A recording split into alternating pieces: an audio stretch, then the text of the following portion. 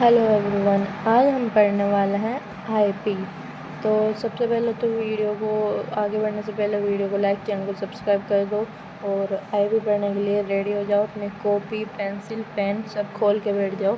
तो शुरू करते हैं आईपी को पढ़ना। ये हम काफ़ी जल्दी पढ़ेंगे क्योंकि हमें सिर्फ रिवीजन करना है, इस वजह से। किसी विलगित गैसीय उदासीन परमाणु को सबसे बाह्यतम कोश में एक इलेक्ट्रॉन को बाहर निकालने के लिए आवश्यक न्यूनतम ऊर्जा को आयनन ऊर्जा या आयनन विभव कहते हैं। किसी उदासीन परमाणु के लिए आयनन ऊर्जा या आयनन एंथैल्पी एक ऊष्माशोषी प्रक्रम होता है। कहने वाला डेल्टा आई पॉजिटिव होता है। इसकी जो यूनिट होती है वो होती है इलेक्ट्रॉन वोल्ट पर एटम, किलो कैलोरी पर मोल या किलो जूल पर मोल।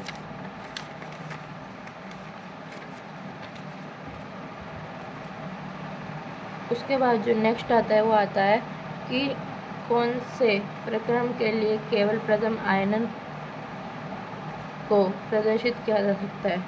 तो हमारे पास ये ऑप्शन है और इसमें से ये सही है।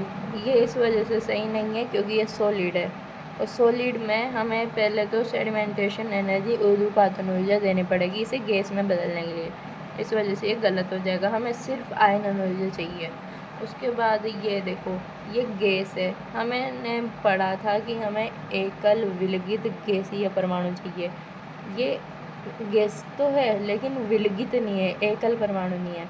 इस वजह से सबसे पहले तो हमें है ना इसमें बंद वियोजन ऊर्जा, बॉन्ड एनर्जी ऊर्जा देनी पड़ेगी एंड देन आईपी देनी पड़ेगी। इस वजह से इसमें 2 एनर्जी लग रही है, तो इसमें आयनन ऊर्जा के साथ अन्य 2 एनर्जी और लग रही है। उसके बाद आता है पोटेशियम गैस से पोटेशियम प्लस। तो इसमें है ना एक कुछ नहीं करना पड़ रहा, सिर्फ आयनन ऊर्जा लगानी पड़ रही है, इसलिए यही तुम्हारा सही ऑप्शन हो जाएगा। उसके बाद आता है क्रमागत आयनन ऊर्जा, सक्सेसिव आयनाइजेशन एनर्जी। ये तुम्हारे पास कुछ ऐसा है, अगर तुम किसी भी तत्व में से एक इलेक्ट्रॉन निकाल रहे हो तो वो I1, फिर उसके बाद एक और इलेक्ट्रॉन निकाल रहे हो तो I2 और एक और इलेक्ट्रॉन निकाल रहे हो तो I3। और याद रखने वाली बात यह है कि हमेशा I जो होगी वो बढ़ते हुए क्रम में होगी। किस क्रम में होगी बेटा? बढ़ते हुए क्रम में होगी। I1 से ज़्यादा I2 होगी और I2 से ज़्यादा I3 होगी। रीज़न ये है कि तुम इलेक्ट्रॉन हटा रहे हो। इलेक्ट्रॉन हटा रहे हो तो नाभिक है वो ज़्यादा आकर्षण बल लगाएगा और ज़्यादा आकर्षण बल लगाएगा तो तुम्हें और इलेक्ट्रॉन निकालने के लिए और ज़्यादा आईपी या आई देनी पड़ेगी।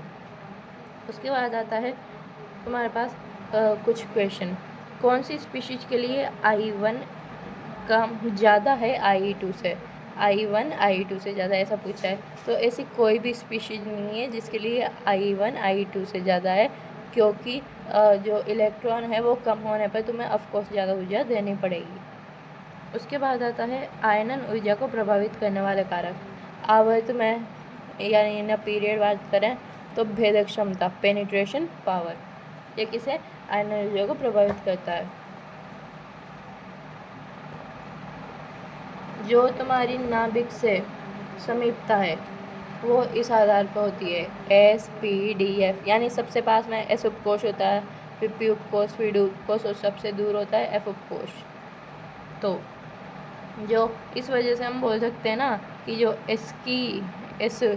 NH2 की आयनन ऊर्जा है वो NP1 से ज़्यादा होगी, क्योंकि NH2 में क्या होता है, ये पूर्णपूरित उपकोष होता है, पूर्णपूरित उपकोष होता है। इसी वजह से बेरिलियम में जो ये 2s2 विन्यास पाया जाता है वो बोरोन के 2p1 विन्यास से भी ज़्यादा होता है। क्या होता है? बोरोन के 2p1 विन्यास से भी ज़्यादा होता है। और इसी तरह एल्यूमिनियम की बात कर लें तो एल्यूमिनियम में पाया जाता है 3p1 और मैग्नीशियम पाया जाता है 3s2। तो 3s2 की ज़्यादा होगी क्योंकि इसमें क्या है, पूर्णपूरित उपकोष है। उसके अलावा एक है कुछ नोट बोल सकते हो तुम। बोरोन की 2p इलेक्ट्रॉन बेरिलियम के 2s इलेक्ट्रॉन से अधिक परिरक्षित होंगे, इसलिए बेरिलियम का IP B से यानी बोरोन से अधिक होता है। उसके बाद है स्थायी इलेक्ट्रॉनिक विन्यास। जो NP3 है वो उसका जो IP है वो ज़्यादा होगा Np4 से। क्यों? क्योंकि ये अर्धपूरित कोश है और ये तो है ना एक अस्थायी कोश है। अर्धपूरित इलेक्ट्रॉनिक जो विन्यास होगा उनमें तुम्हें एक इलेक्ट्रॉन हटाने के लिए एनर्जी बहुत ज़्यादा देनी पड़ेगी, और इसमें तो तुम नॉर्मल एनर्जी दोगे तब भी काम चल जाएगा। ऐसे नाइट्रोजन और ऑक्सीजन देख लो, नाइट्रोजन में अर्धपूरित है और ऑक्सीजन में तो अस्थायी है कोई भी, तो नाइट्रोजन की ज़्यादा होगी आईपी। और फॉस्फोरस और सल्फर की बात करें तो फॉस्फोरस की आईपी ज़्यादा होगी।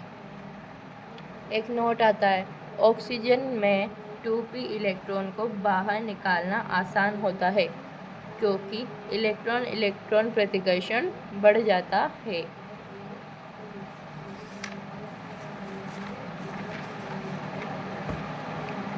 उसके बाद आता है जेड इफेक्टिव। तो तुम्हारा जो जेड इफेक्टिव है वो समानुपाती होता है आई के, यानी जितना नाभिक आवेश बढ़ेगा उतना ही तुम्हारे पास आयोनाइजेशन एनर्जी बढ़ेगी, और वो समानुपाती होता है प्लस चार्ज। प्लस चार्ज बढ़ेगा तो जेड इफेक्टिव बढ़ेगा, जेड इफेक्टिव बढ़ेगा तो आई बढ़ेगा, लेकिन माइनस चार्ज के व्युत्क्रमानुपाती होता है। वर्ग में बात कर लें, वर्ग में तो आयोनाइजेशन एनर्जी जो होती है वो व्युत्क्रमानुपाती होती है कोशों की संख्या के। कहने का मतलब है कि अगर कोशों की संख्या बढ़ेगी तो आयोनाइजेशन एनर्जी कम होगी, क्योंकि तुम्हारा नाभिक है वो बीच में ही रह जाएगा और तुम्हारा जो परमाणु है उसका आकार बढ़ता जाएगा, और आकार बढ़ता जाएगा तो नाभिक इतना इलेक्ट्रॉनों का आकर्षित ही नहीं, सॉरी, तो तुम्हारा जो नाभिक है वो इलेक्ट्रॉनों को इतना आकर्षित नहीं कर पाएगा। इस वजह से तुम्हारी आई जो है वो कोशों की संख्या में क्या होगी, कम होगी। कोशों की संख्या बढ़ेगी तो आई कम होगी, सिर्फ संकुचन को छोड़ के। किसे छोड़ के? संकुचन को छोड़ के। उसके बाद आता है तुम्हारे पास सेकंड और थर्ड आवर्त के लिए आयनन ऊर्जा। तो सबसे पहले तुम्हारे पास लिथियम आ जाएगा, लिथियम के बाद बोरोन आएगा। अब बोरोन क्या आएगा वो तुम यहाँ देखो बोरोन का विन्यास का क्या होता है 2s2, और तुम्हारे पास बरेलियम का विन्यास क्या होता है 2s2, बोरोन का विन्यास 2p1, और जैसा कि हमने पढ़ा NH2 की जो IP है वो NP1 से ज़्यादा होती है, इस वजह से यहाँ बाद में आएगा, इस वजह से बरेलियम बाद में आता है, बोरोन पहले आ जाता है। फिर आते हैं तुम्हारे पास कार्बन और फिर ऑक्सीजन। ऑक्सीजन क्यों पहले आया और नाइट्रोजन क्यों बाद में आया वो तुम यहाँ देखो। हमने पढ़ा था अर्धपूरित कोश की आईपी किसी अस्थायी कोश से ज़्यादा होती है, इस वजह से हमने इसे यहाँ लिया। तो ऑक्सीजन से ज़्यादा नाइट्रोजन, नाइट्रोजन ज़्यादा फ्लोरीन और फ्लोरीन से ज़्यादा neon. 3s1 2p1 2s2 2p2 2p4 2p3 2p5 और 2p6। तुम इसे ऐसे याद रख सकते हो, S1p1 S2p2 p4 p3 p5 p6 NSP pp NSP pp। ऐसे तुम याद रख सकते हो अगर चाहो तो। ऐसे थर्ड आवर्त में होगा NH2 की ज़्यादा होगी NP1 से, इस वजह से है ना मैग्नीशियम आगे आएगा, एल्यूमिनियम बीच में हो जाएगा, और NP3 की ज़्यादा होगी NP4 से, इस वजह से तुम्हारा फॉस्फोरस आगे आएगा और सल्फर पीछे। तो सबसे कम तो आयोनाइजेशन है जो सोडियम की, उससे ज़्यादा एल्यूमिनियम की, उससे ज़्यादा मैग्नीशियम की, उससे ज़्यादा सिलिकॉन की, उससे ज़्यादा सल्फर, उससे ज़्यादा फॉस्फोरस, उससे ज़्यादा क्लोरीन और सबसे ज़्यादा आर्गन। यदि सोडियम मैग्नीशियम सिलिकॉन में से किसी की आई क्रमशः ये है तो एल्यूमिनियम का आई, तो हमें पता है कि सोडियम और मैग्नीशियम के बीच आता है एल्यूमिनियम, इस वजह से हम बोल सकते हैं ना कि इनके बीच में जो आएगा और वो आ रहा है तुम्हारे पास 575, क्योंकि 437 और 600 के बीच में आता है तुम्हारे पास 575, इस वजह से ये तुम्हारा सही ऑप्शन हो जाएगा। उसके बाद सोडियम मैग्नीशियम एल्यूमिनियम सिलिकॉन को आई के घटते क्रम में क्रमबद्ध करिए। तो सबसे ज़्यादा आई तो सिलिकॉन की होती है, उससे कम मैग्नीशियम की होती है, उससे कम एल्यूमिनियम को, उससे कम सोडियम की, जैसा कि हमने अभी पढ़ाई था। और फिर आता है निम्नलिखित तत्वों में जिनके इलेक्ट्रॉनिक विन्यास नीचे दिए गए हैं निम्न में से सर्वाधिक आयनन ऊर्जा इलेक्ट्रॉनिक विन्यास है। देखो तुम्हें पता है NP5 का जो इलेक्ट्रॉनिक आयनन ऊर्जा है वो NP3 से ज़्यादा होती है और NP4 की तो सबसे कम होती है। तो हमने यहाँ से देख सकते हैं कि नियोन दे रखा है, 3H2 दे रखा है, 3P5 दे रखा है, तो यही हमारा सही ऑप्शन हो जाएगा, क्योंकि NP5 की ऊर्जा क्या होती है, सबसे ज़्यादा होती है। उसके बाद निम्न में से किस इलेक्ट्रॉनिक विन्यास की न्यूनतम IP है। तो न्यूनतम IP का मतलब जो सबसे बाहरी कोश होगा, तो 2P और 2 ये वाला और ये वाला तो हट जाएगा, फर्स्ट और फोर्थ ऑप्शन। तो अब सेकंड और थर्ड ऑप्शन बचता है जिसमें 3S1 और 3P2 होता है। तो इसमें है ना, हमसे पूछा है सबसे कम IP, तो वो हो जाएगा 3S1 का। उसके बाद है S ब्लॉक के तत्वों के लिए IP का क्रम क्या होगा। S ब्लॉक के तत्वों के लिए क्या होगा, वो वर्ग में ऊपर से नीचे जाने पर, वर्ग में ऊपर से नीचे जाने पर, वर्ग में ऊपर से नीचे जाने पर IP कम होती है। इसी वजह से सबसे कम IP सीजियम की है, लिथियम की सबसे ज़्यादा, सोडियम की और कम, पोटेशियम की और कम, रुबिडियम की और कम और सीजियम की बहुत कम। और ऐसे ही सेकंड आवृत्ति में भी होगा, बेरिलियम की ज़्यादा, मैग्नीशियम की और कम, कैल्शियम की और कम, स्ट्रोंटियम की और कम, बेरियम की और कम। यानी कोशों की संख्या बढ़ेगी तो IP कम होगी। उसके बाद आता है D ब्लॉक के तत्वों के लिए I का क्रम। D ब्लॉक के तत्वों के लिए I क्रम, जो तुम्हारे पास D ब्लॉक के तत्व है उसमें पहले तो I क्या होगी, कम होगी, लेकिन फिर जो तुम्हारे पास लेंथेनॉइड संकुचन आएगा ना, उस वजह से तुम्हारी I बढ़ जाएगी, क्योंकि लेंथेनॉइड संकुचन आएगा तो परमाणु का आकार छोटा होगा, नाभिक का अधिक आकर्षण होगा, और नाभिक का अधिक आकर्षण होगा तो तुम्हें I जो है वो निकालने के लिए, इलेक्ट्रॉन निकालने के लिए ज़्यादा ऊर्जा देनी पड़ेगी। तो सबसे पहले तो जो थर्ड बी है उसमें तुम्हारा नॉर्मल चल ही रहा था, I घटी जा रही थी, लेकिन जो फोर्थ बी है उसमें तुम्हारा टाइटेनियम से कम IP, तो ZR की रहेगी, जिरकोनियम की रहेगी, लेकिन जिरकोनियम से ज़्यादा IP रहेगी हाफनियम की, क्योंकि तुम्हारे पास आ जाता है लेंथेनॉइड संकुचन। ऐसे ही इधर भी हो रहा है, जिंक में जिन्नी कनाडा होगी, जिंक की I जो है वो क्या है, सबसे ज़्यादा है, उससे कम किसकी है, कैडमियम की, लेकिन यहाँ पर पा रहे हैं यानी Hg मरकरी की और ज़्यादा है, क्योंकि यहाँ क्या आ रहा है, लेंथेनॉइड संकुचन।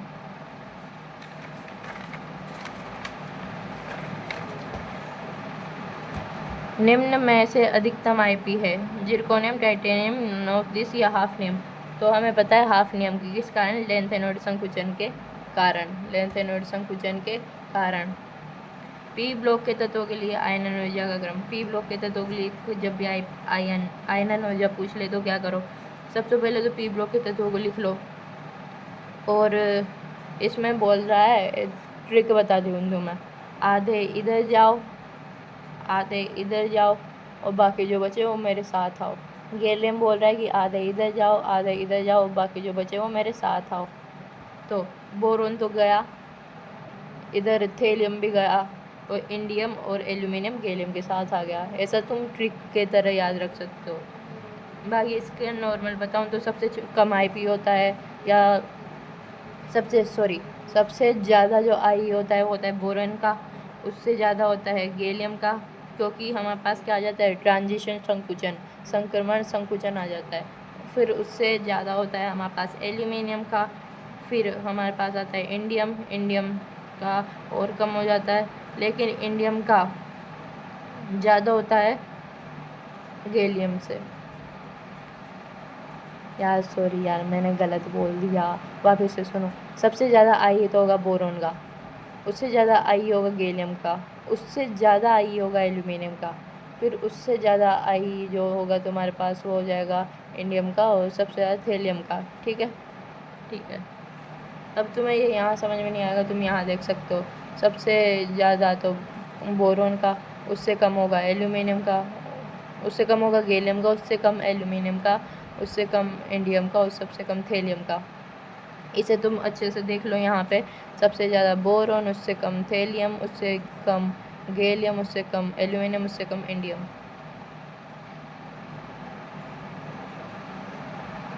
उसके बाद हम ग्रुप में बात करें तो ग्रुप में आई नीचे ऊपर से नीचे जाने पर घटती है। ग्रुप में आई क्या होती है? ऊपर से नीचे जाने पर घटती है।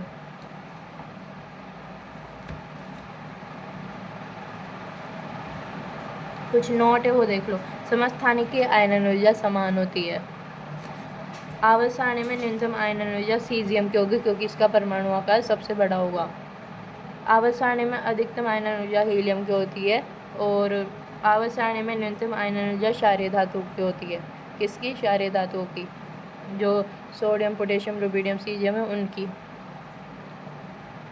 आवर्त में अधिकतम आयनन ऊर्जा अक्रिय गैसों की होती है। आवर्त में अधिकतम आयनन ऊर्जा अक्रिय गैसों की होती है और आवर्त में न्यूनतम आयनन ऊर्जा क्षारीय धातुओं की होती है। निम्न में से युग्मों में से किसमें प्रथम प्रजाति का आयनन ऊर्जा द्वितीय प्रजाति से कम है? तो ये आ जाएगा तुम्हारे पास, क्योंकि ये क्या है? सल्फर, और ये क्या है? फॉस्फोरस। तो सल्फर का इलेक्ट्रॉनिक विन्यास का होता है 3p4, फॉस्फोरस का 3p3। तो आयनन ऊर्जा 3p3 की ज़्यादा होती है क्योंकि यह अर्धपूरित कोश है। उसके अलावा तुम्हें याद रखना चाहिए आई समानुपाती जेड इफेक्टिव को समानुपाती प्लस चार्ज के। लास्ट आ जाता है, या जो हमारा टॉपिक है वो है आयनन ऊर्जा के अनुप्रयोग। धात्विक तथा अधात्विक प्रकृति। आयनन ऊर्जा धात्विक प्रकृति जो होती है उसकी क्या होती है? व्युत्क्रमानुपाती होती है। यानी तुम धात्विक प्रकृति बढ़ाओगे तो आयनन ऊर्जा कम होगी, यानी इलेक्ट्रॉन देने की प्रकृति बढ़ाओगे तो आयनन ऊर्जा कम होगी। ऐसा तो जो पहले से इलेक्ट्रॉन देना चाहता है उसकी तो आयनन ऊर्जा कम ही होगी ना, वो ऐसे ही निकाल लेगा आसानी से इलेक्ट्रॉन। और अधात्विक प्रकृति आयनन ऊर्जा के समानुपाती होती है। आवर्त में तुम देखोगे कि अधात्विक प्रकृति बढ़ेगी, आयनन ऊर्जा बढ़ेगी। तो आयनन ऊर्जा बढ़ रही है तो अधात्विक प्रकृति भी बढ़ेगी, या अधात्विक प्रकृति बढ़ रही है किसी तत्व की तो आयनन ऊर्जा बढ़ेगी। यदि आई कम है तो धातु, यदि आई ज़्यादा है तो अधातु। अभी तुम देख सकते हो फर्स्ट वर्ग में है लीना की रब से फरियाद, तो तुम इसमें वर्ग में ऊपर से नीचे जा रहे हो, इस वजह से तुम्हारे पास धात्विक गुण क्या हो रहे हैं? बढ़ रहे हैं। तो तुम्हारी आई क्या होगी? कम हो जाएगी। क्रियाशीलता की बात करें तो क्रियाशीलता व्युत्क्रमानुपाती होती है आयनन ऊर्जा के, यानी तुम क्रियाशीलता बढ़ाओगे तो आयनन ऊर्जा कम होगी। जब सीजियम की आयनन ऊर्जा क्या होती है? सबसे कम होती है, तो कहने का मतलब सीजियम की जो क्रियाशीलता होती है वो बहुत ज़्यादा होती है। ऐसे ही हेलिना की रब से फरियाद में तुमने देखा क्रियाशीलता सीजियम की सबसे ज़्यादा होगी और आकार भी सबसे बड़ा होगा, लेकिन आयनन ऊर्जा सीजियम की सबसे कम।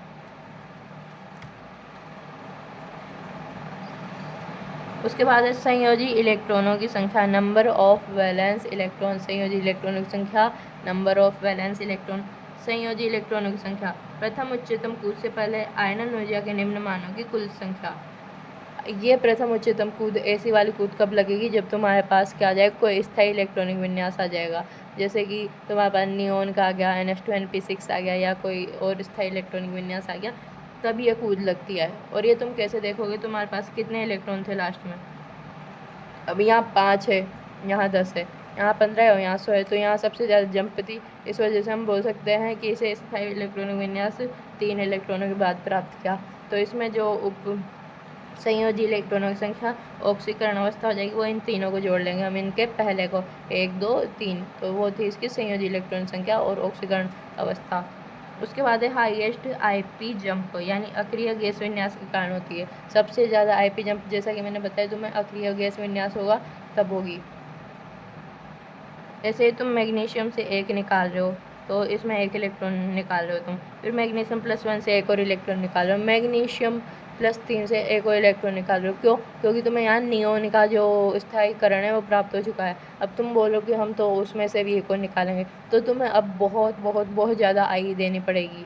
इस वजह से अक्रिय गैस विन्यास स्थायी होता है और तुम्हें अब ज़्यादा एनर्जी देनी पड़ेगी। इस वजह से तुम्हें क्या होगा? बहुत ज़्यादा एनर्जी दे रहे हो। जैसे कि यहाँ 8 किलो जूल दी, फिर यहाँ 18 दी, लेकिन अब यहाँ तुमने 100 किलो जूल दी, यानी बहुत ही ज़्यादा अंतर कर दिया। तो इसकी जो संयोजी इलेक्ट्रॉन संख्या वो 2 होगी और इसका ऑक्सीकरण अवस्था है वो +2 हो जाएगी। फिर ऐसे ही इधर आईपी आती है।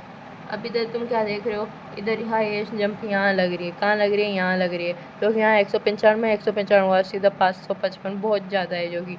तो तुम क्या देखोगे, 2 इलेक्ट्रॉन दे रखे हैं तुम्हें इसके पहले। तो ऐसा तुम्हें कोई भी तत्व देखना है जिसके संयोजी कोश में 2 इलेक्ट्रॉन हो। इसमें तो 4 है, 3s2 और 3p2। उसके बाद इसकी बात करो तो 3s2 2p2, sorry 2s2 2p2, इसमें भी 4 है। इसमें एक है 2s1, और लेकिन इसमें जो है वो तुम्हारे पास 2 इलेक्ट्रॉन है। कितने? 2 है। इस वजह से तुम्हारा ये सही हो जाएगा। एक और करते हैं, एक और में खेलते हैं अपन। सबसे पहले तो इसमें सिर्फ एक इलेक्ट्रॉन जा रहा है, क्योंकि इसमें हाईएस्ट जंप एक ही इलेक्ट्रॉन में लग जा रही है। तो इसमें संयोजी इलेक्ट्रॉन की संख्या 1, यानी कोई ऐसा तत्व ढूंढना है जिसमें बाहरी कोश में सिर्फ एक इलेक्ट्रॉन हो, और वो आ जाएगा हमारे पास ये थर्ड वाला ऑप्शन, क्योंकि इसमें 3s1 बाहरी कोश में सिर्फ एक इलेक्ट्रॉन है। अब इसमें तुम सोचोगे फर्स्ट क्यों नहीं आया, क्योंकि भाई हम 4 इलेक्ट्रॉन निकाल रहे हैं और फर्स्ट वाला में तो 3 ही तो इलेक्ट्रॉन है, तो वो तो तत्व ही नहीं हो सकता हमारी इस वाली कैटेगरी में। एक तत्व के प्रथम से लेकर पंचम आयनन विभव तक के मान ये हैं। देख लो तुम, ये संख्याएं हैं, ये भी है। तो इलेक्ट्रॉन वोल्ट वह तत्व है।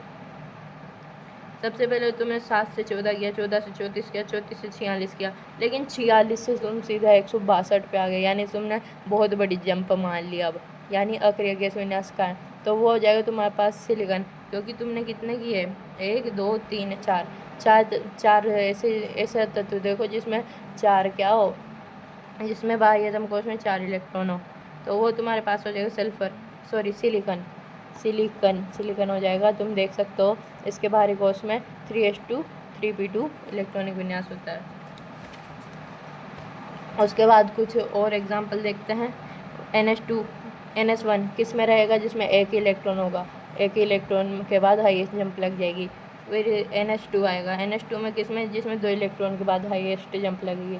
फिर आएगा NH2 NP1, जिसमें कितने 3 इलेक्ट्रॉन के बाद हाईएस्ट जंप लगेगी, और वो हो जाएगा तुम्हारा सेकंड वाला है, क्योंकि 1 2 3 यहाँ पे हाईएस्ट जंप लग रही है इसमें। फिर आ जाता है NH2 NP2, जिसमें 4 इलेक्ट्रॉन के बाद हाईएस्ट जंप लगेगी। ठीक है, अब सेकंड आवृत्त के लिए सेकंड आईपी की बात कर लेते हैं। इनमें से एक इलेक्ट्रॉन पहले ही कम हो चुका था, क्यों, क्योंकि हम बोल रहे हैं सेकंड आईपी यानी एक इलेक्ट्रॉन कम करने के बाद। तो अब इसका कुछ विन्यास है जो ऐसा हो जाएगा इन तत्वों का, जब इन तत्वों का विन्यास कुछ ऐसा हो जाएगा तो इनको वैसे ही अरेंज करना पड़ेगा। हमने पढ़ा था SP PP क्या पढ़ा था, SP PP। तो इस वजह से हमें क्या करना पड़ेगा, इनको इनके क्रमानुसार जमाना पड़ेगा। तो सबसे पहले तो 1s2 किस क्या है, 1s2 है ना प्रथम आवर्त है। प्रथम आवर्त है तो यानी इसकी तो सबसे ज़्यादा होगी, क्योंकि आवर्त में ऊपर से नीचे जाने पर आयनन ऊर्जा कम होती है, तो लिथियम की आयनन ऊर्जा अब सबसे ज़्यादा हो जाएगी। उसके बाद आता है तो हमारे पास बरेलियम की 2s1 है, तो ठीक है। उसके बाद आता है बोरॉन की 2s2 है, 2s2 की 2p1 से ज़्यादा होती है, जैसे कि हमने पढ़ा था, तो ये बाद में आएगा, लेकिन 2p1 पहले आएगा, यानी कार्बन पहले आएगा, फिर आएगा बोरॉन, फिर आएगा तुम्हारे पास नाइट्रोजन, और फिर आएगा फ्लोरीन, क्योंकि ऑक्सीजन जो है अब उसे 2p3 इलेक्ट्रॉनिक विन्यास प्राप्त हो चुका है, इस वजह से यह अर्धपूरित हो चुका है, तो अभी ये बाद में आएगा। ऐसे ही ऑक्सीजन, फिर नियोन, और फिर सबसे ज़्यादा लिथियम की। फिर सेकंड आईपी अधिकतम है, तो हमने पढ़ा लिथियम की, ऐसे ही सोडियम भी लिथियम के नीचे ही आता है, एक ही वर्ग के दोनों, इस वजह से लिथियम और सोडियम की अपने आवर्त में सेकंड आईपी की बात करें तो वो सबसे ज़्यादा होती है। आवर्त में अधिकतम सेकंड आईपी क्षारीय धातु की होती है, जैसा कि लिथियम सोडियम क्षारीय धातु हैं, और एक आवर्त में न्यूनतम सेकंड आईपी क्षारीय मृदा धातु की होती है, जो कि बरेलियम। ऐसे बरेलियम के नीचे जो भी आगे बेटा मांगे कार्य स्कूटर, वो सब की क्या होगी, न्यूनतम आईपी होगी। अधिकतम आईपी है लिथियम की, ठीक है।